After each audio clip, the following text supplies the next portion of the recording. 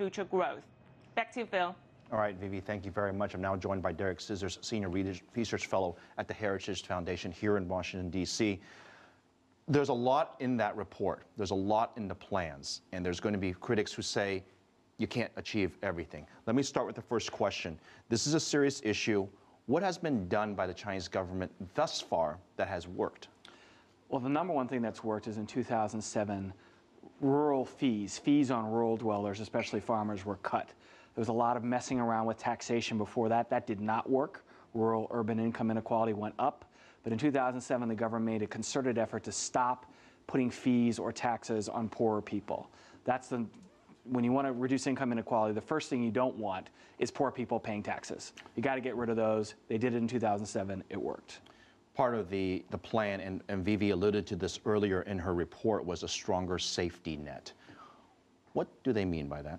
Well, they mean delivering more government aid to the poor, especially in remoter areas, cities in the western provinces or rural areas. That's going to be hard. China is very big. There are lots of people. They're hard to get to. So you can talk about being a good goal to deliver more government aid to more of the population, but implementing that is going to take a long time. Of all the different points of the plan, and I understand you've seen most of the plan, what's the biggest priority that the government in China should focus on in terms of implementing that plan?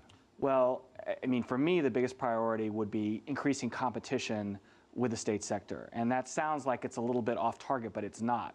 A lot of the wealth in China comes from the fact that there's not enough competition with state-owned enterprises. A lot of possibilities are opened up to people when the private entrepreneurs can compete with state-owned enterprises, and more competition will drive down prices. They'll drive down prices of food, they'll drive down prices of clothing, which will help the poor. The plan starts to get at that. It talks about dividends. There's been talk by the government about a competition, but there's not enough focus.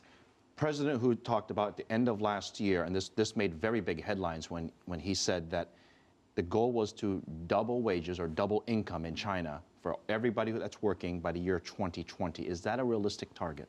That's a realistic target, but it might not do what you want to do in terms of income inequality. What are you trying to say? Well, because, you know, like raising minimum wages. Okay, that's great for the people who have the jobs and have the minimum wages, but if you make labor more expensive, more people don't have jobs.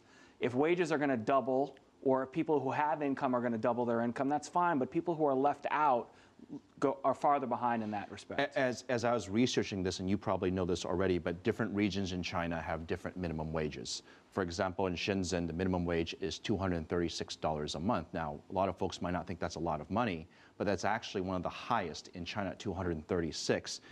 And I guess to address what you just mentioned, well, how much higher should minimum wages go?